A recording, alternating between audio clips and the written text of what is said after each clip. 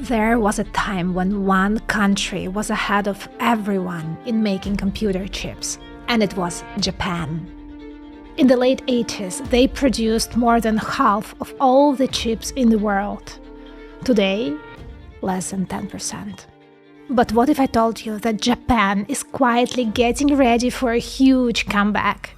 Right now, they are building one of the most advanced chip factories in the world and at the same time design top-tier CPUs in 2nm technology. It's a huge, bold move for the country. I was very lucky to spend a decade designing chips, and I also worked with Japanese teams. That's why this episode is so exciting for me. So in this video, we will talk about Japan's bold bet on a company called Rapidus, their secret sauce, a brand new 2nm chip, and some materials they are testing beyond silicon. Back in the 80s, Japan was the land of the rising chips. They dominated memory production, providing nearly 90% of global supply. But it didn't last. So, what went wrong? And it's important to understand this because it's a very interesting pattern. Something similar might be happening right now with some other companies. The transistor, the tiny switch that powers all modern electronics, was invented in the US at Bell Labs back in the 1950s. But in the 1980s, Japan made a bold move. They bet early on a new type of chip technology, one that most companies were not using yet. At that time, American companies mostly used the technology called N-channel MOS, which was easier and cheaper to build. Meanwhile, Japan chose something else. CMOS, which stands for complementary metal oxide semiconductor. And believe it or not, CMOS is still the technology which runs your laptop and phone today. Back then, it was risky, complicated, and very expensive. So most companies just passed on it. But Japan took the risk. As chip-making tools became better, CMOS technology became cheaper and easier built at scale. So this one decision helped Japan to pull ahead. Fast. Just imagine, Japan became so strong in chips, they actually forced Intel to quit the memory business. And funny enough, this was actually one of the best things that happened to Intel. So Japan did a huge bet on this memory technology. And when you combine that with access to cheap capital and world-class factory automation, they pulled way ahead. But that success didn't last. There were a few reasons why. But the biggest one, Japan didn't adapt fast. Because the rest of the world, the rest of the industry moved fast, and Japan was stuck to doing everything by themselves, designing chips, manufacturing them, and packaging them, all under one roof. Funny enough, there are still some of those all-in-one players around today, like Intel and Samsung, but we will get to that later. Back then, it worked for Japan, until it didn't. The world became so fast and just moved on. Foundries like TSMC focused only on manufacturing chips for others, and they scaled much faster. So we all know how it ended, because right now the most advanced chips are coming mostly from two places, Taiwan and South Korea. And now Japan is stepping up too. It's strategic and long-term will affect everyone, because if Japan succeeds, it means better technology, more innovation, and potentially cheaper devices. But honestly, it's not even about the cheaper price. It's about who controls the future of technology. Now to the most exciting part. Let's see what Japan is actually doing and how do you rebuild the entire advanced chip industry from scratch. First, they are bringing in everyone. The government, big companies, universities, even partners outside Japan like TSMC and IBM. But their biggest bet is on one new company called Rapidus. And it's not your average startup. It's actually one of the wildest startups out there. It's backed by the Japanese government and by huge names like Toyota, Sony, SoftBank. And their mission is bold. They're building one of the most advanced chip factories. And their goal is to manufacture these state-of-the-art 2nm chips right in Hokkaido, Japan. That's what TSMC is working on right now, and they will be bringing this technology to your laptops and phones this fall. And Japan wants to get there too. So I think they have a very clever plan. They are teaming up with IBM and IMEC, two of the key innovators in chip technology. Now, if you never heard of IMEC, it's one of the biggest innovators and one of the biggest research hubs in the world for advanced technologies. I broke it down in my previous episode. I will link it below, because there is a very high chance you missed it, because 70% of you watching this video are unfortunately not subscribed to the channel. Make sure to subscribe right now. It's free. It costs you nothing, and it helps you to stay in the loop with what is next in technology. Rapidus teamed up with IBM, the company that actually built the world's first 2nm chip back in 2021. And right now, over 100 Japanese engineers are working side by side with IBM researchers in New York to make it happen. You see, IBM and IMEC are bringing in the know-how, and Rapidus is responsible for turning it into real working fabs. What's really interesting, Rapidus is not just copying what others are doing. They have their own secret sauce. Most big chip makers like TSMC, Intel, Samsung build chips in batches. They process 25 wafers at a time, because it's faster and it saves money. But Rapidus is doing it one wafer at a time, which totally makes sense when you're just ramping up the production. Yes, it's slower, but it gives them way more control, and it's worth it, especially in the early stages, when precision and fast learning matters more than volumes. Get it right, and then scale it up. Clearly, they are going for quality first. And we always expect it from Japanese products, because made in Japan means top-notch. So this quality-first approach is in their DNA, which is actually one of the most critical qualities and advantages when it comes to chip manufacturing. Next, we are diving into the most fascinating part of the story. Can Japan actually pull this off and compete with TSMC?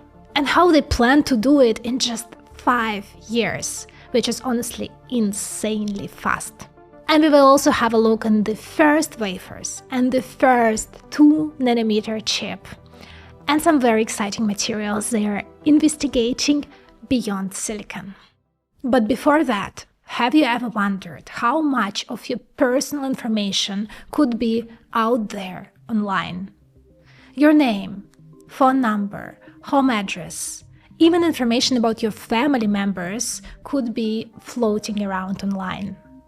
This happens because data brokers collect and sell your personal information without you even realizing it.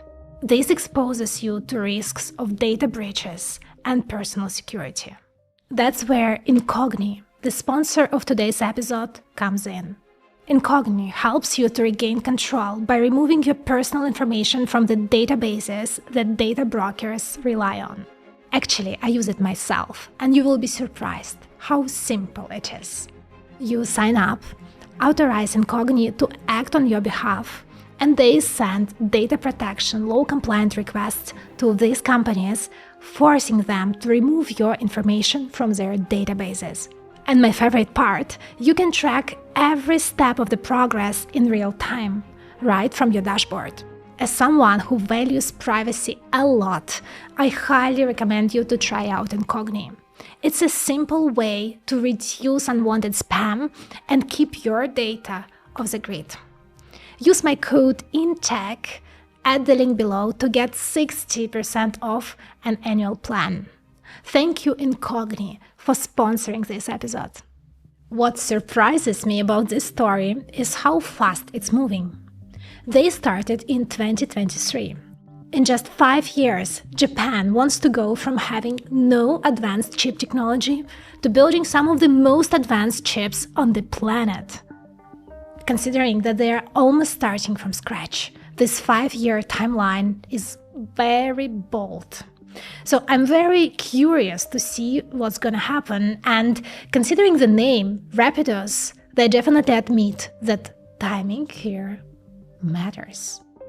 Just imagine, already now, Rapidos have a pilot line up and running in Hokkaido. Inside the fab, they've got hundreds of cutting-edge equipment, including the famous EUV lithography machines from ASML, those that used to print tiny circuit patterns on the wafer. Just one of these machines alone costs $300 million. It's a holy grail of advanced chip manufacturing. And that's not all. Just a few days ago, they revealed their first chip. It's packed with billions of transistors, and it works. Now they're fine-tuning the process to make sure they can reliably produce this technology at scale. And the plan is that the fab will be up and running by 2027. What's wild, Japan is actually building its own Silicon Valley. Not in Tokyo, but in Hokkaido and Kyoto, places better known for hot springs, temples, and snow. But here is a twist. It turns out Kyoto is also home to some semiconductor companies like Screen Holdings and ROM Semiconductor. Now, let's talk about what it really takes to build an advanced semiconductor fab. And here, it takes way more than just one company. We need an entire ecosystem working together. Moreover, when we are aiming for something so advanced as 2 nanometers technology, it gets insanely expensive. Japan is going all in, making a $67 billion bet to once again become a global chip powerhouse. It takes about $40 billion just to build one fab. That's how much TSMC is spending in Arizona. And Samsung's fab in Texas is in the same range. A rule of thumb, you need to buy 1,000 pieces of specialized equipment. You need machines for etching, deposition, lithography, cleaning wafers, the full lineup. And that's not all. Then you need to build clean rooms, ultra-clean spaces with powerful filtering systems that remove even the smallest particles of dust from the air. And on top of that, you need the massive amounts of water and electricity to run this operation, and super orchestrated system behind to make sure it runs 24/7. And that's not easy. Right now, there are only few places in the world which can do that for the most advanced technologies. These are TSMC and Samsung. Funny enough, building the fab is just half a battle. You also need the special materials and engineering talent who can figure out the manufacturing recipe, which is actually the main secret sauce in the semiconductor manufacturing. Essentially, you need the entire ecosystem and supply chain working. That's why companies like Huawei are heavily investing in building this up. I actually covered it in another very interesting episode. Make sure to subscribe to the channel now to catch up later on. Now, Japan does have many strengths. One thing Japan does really well is hard work and attention to details. When I was working at a large semiconductor company, I was lucky to have a chance to work with Japanese teams. By the way, here is my LinkedIn. And their culture is so interesting and so different. First of all, there is this concept of Kaizen, which is a concept of continuous improvement. So you would never see them rushing and cutting the corners. They are focused on the quality. And in the chip making, this kind of mindset really matters. Then there is a strong respect for hierarchy and seniority. So it's very important to understand the flow of decision making. And this is probably the biggest difference when we compare it to a more flat, fast-moving culture in the US. That's why I'm so curious to see if Rapidus can actually pull this huge thing off in just 5 years. Let me know what you think in the comments. Now, Japan is really strong in semiconductor materials and precision equipment. But they've fallen behind in areas like lithography machines, chip packaging, and AI memory. Here, the Japanese government stepped in with a new plan. They are bringing in global players like TSMC to build in Japan. In my opinion, this is one of the key factors for success. Because when TSMC comes in, supply will follow. And supply chain here is a critical piece of the puzzle. That helps Japan build a strong local supply chain. Even ASML, the company that makes those super advanced EUV machines, is now moving some of its research to Hokkaido. That says a lot. What's interesting, Japan isn't just focused on manufacturing. They're innovating in design, architecture, and novel materials. First of all, they are working on a new chip technology made from synthetic diamonds. And these chips are super tough. They can work at very high temperatures, at high radiation, and just harsh environments. And these diamonds are actually set to replace silicon as a base material of the chip. In fact, it's a very attractive material because it can handle way more heat than silicon, it lets electricity move faster, and it's super tough in harsh environments. Now, that one is very important. As we go to space, go to Mars, build self-driving cars, we need chips that are not just fast, but can survive anything. And it seems Japan might have the material, just the right one, to power that future. When it comes to chip innovations, Japanese tech giant Fujitsu, known for building supercomputers and advanced electronics, is now working on a new, super powerful CPU called Monaka. What's interesting, it's built using 2nm technology. This chip is built for supercomputers, the kind used for massive scientific and research calculations. This chip combines two tiny 2nm parts connected to 5nm memory. You may wonder, why to mix these two? First of all, 2nm technology is really expensive, so they only use it where it matters, in computer logic. And if you ever heard of this concept of chiplets, that's the idea, that you can mix and match blocks in different technology nodes to bring the cost down. What's interesting, they are also working on this software stack and their special kind of memory they design, as well as the design tools. So, entire stack, so that the whole chip works smoothly together. And they are not alone. More and more companies in Japan are jumping in and innovating. Some even say that preferred networks might be Japan's answer to NVIDIA. But I will keep it for another episode. Remember to subscribe. I'm very happy to see what's happening in Japan, and that's why this episode is so special. And if you share my excitement, please share this video with your friends and on social media. The real question is, can Japan make a comeback, or is it too late? And can they ever compete with TSMC? Japan has something going for it. First of all, deep engineering talent, government support, and the culture of quality and excellence. And if they move fast and stay focused, they may not beat TSMC, but I think they don't have to. They just need to build enough chips to power their industries and reduce overall world's over-reliance on a single supplier. Because, to be honest, we cannot risk it. No chips means no cars, no robots, no AI. That's why the Rapidus project is such a big deal. It's not just about one company. It's about the future of Japan's entire tech industry.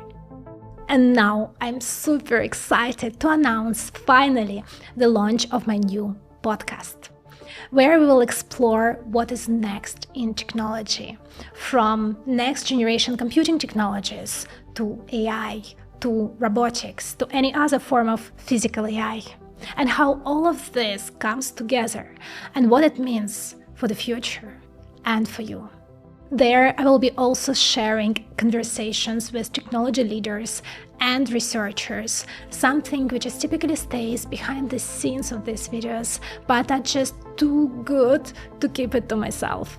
The first episode just dropped, so make sure to check it out right now. The links to Spotify and Apple are in the description box, or you can scan the QR code here. And looking forward to hear what you think. Love you guys. See you in the next episode. Ciao.